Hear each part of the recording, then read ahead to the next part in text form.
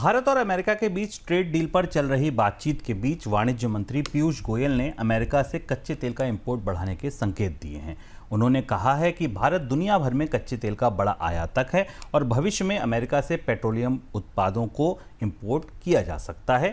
पीयूष गोयल का ये बयान ऐसे समय में आया है जब दोनों देश ट्रेड डील पर बातचीत कर रहे हैं और अमेरिकी राष्ट्रपति रूस से तेल खरीदने के लिए भारत पर लगातार निशाना साध रहे हैं।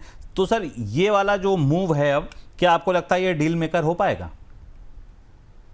देखना होगा, क्योंकि भारत और अमेरिका के बीच एनर्जी की डील पुरानी है। 2017 में जब प्रधानमंत्री नरेंद्र मोदी गए थे और उस समय भी ट्रंप प्रेसिडेंट थे, तब भारत और अमेरिका के बीच में एक ट्रेड डील पर दस्तखत हुए थे, जिसमें खासतौर पर ऑयल और ऑयल से ज्यादा एलएनजी के इंपोर्ट की बात थी। तो भारत का अमेरिका से इंपोर्ट बढ़ रहा है, बीच बीच में बढ़ भी जाता है। जब हम आंकड़े देखते हैं, कई बार जब डिस्रप्शंस होता है, तो धीमे धीमे भारत की निर्भरता एलएनजी इंपोर्ट के लिए खासतौर पर अमेरिका पर बढ़ रही है। क्रूड का इंपोर्ट भी बढ़ रहा है। डील मेकर होगा कि नहीं, ये कहना थोड़ा मुश्किल है, क्योंकि डोनाल्ड ट्रंप अपने ऑयल इंडस्ट्री के लिए नया बाजार निश्चित तौर पर तलाश रहे हैं। वो यूरोप पर भी इस बात के लिए दबाव बना रहे हैं कि वो रूस से जो भी बचा खुचा एनर्जी और गैस एनर्जी सप्लाई, जिसमें गैस और ऑयल शामिल है, उसको खरीदना बंद करें ताकि वहां अमेरिका का तेल जा सके। लेकिन इतने से बात बन जाएगी क्या?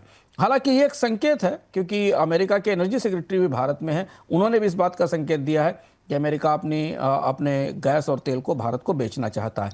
पर भारत के सामने दो तीन बड़ी चुनौतियां हैं अमेरिका के तेल पर निर्भरता बढ़ाने की। एक तो दूरी एक बड़ा फैक्टर है। अमेरिका से जो तेल और गैस आती है, उसकी जो कॉस्ट है वो डिस्टेंस के कारण बेहद ज़्यादा है। दूसरा ये कि भारत की जो रिफाइनरीज हैं वो यूराल ग्रेड और ब्रेंट के क्रूड के लिए बनी है। उनका पूरा स्ट्रक्चर इसी पर बना हुआ है। अमेरिका का क्रूड लेने के बाद उन्हें अपने उत्पादन अपने प्रोसेसिंग प्रक्रिया में, रिफाइनिंग प्रक्रिया में बड़े बदलाव करने होंगे।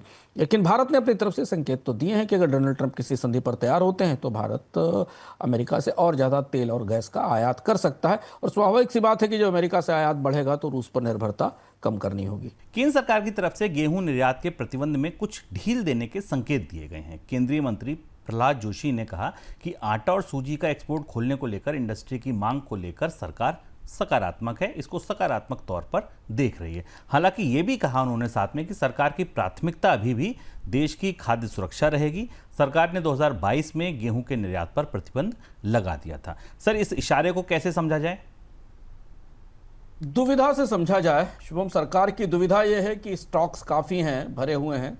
हालांकि खरीफ की फसल को लेकर आकलन थोड़े डावाडोल हैं, जिन पर हम आगे बात करेंगे, लेकिन फिर भी सरकार के पास अनाज भंडार बहुत अच्छा है। दुविधा यह है कि क्या इस मौके पर अंतर्राष्ट्रीय स्तर पर बाजार में निर्यात का फ़ायदा उठाया जा सकता है। लेकिन गेहूं का निर्यात बेहद संवेदनशील है। जब खुला था तब खुला था, जब से बंद हुआ है उसके बाद सरकार की हिम्मत नहीं पड़ रही इसे खोलने के लिए। गेहूं के निर्यात को खुलने की संभावना देखते ही बाजार में कीमतें बढ़ेंगी।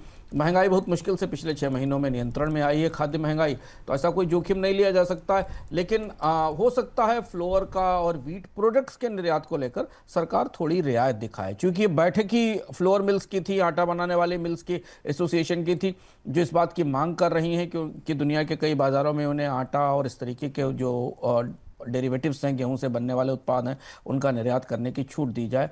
तो ये संकेत दिया गया है। अभी भी जो परिस्थिति है उस हिसाब से ऐसा नहीं लगता कि सरकार गेहूं का निर्यात खोलने जा रही है किसी भी तरह से। हाँ, कुछ थोड़ी बहुत रियायतें देकर जो अतिरिक्त उत्पादन है, खासतौर से आटे वगैरह का, इसे उदार किया जा सकता है।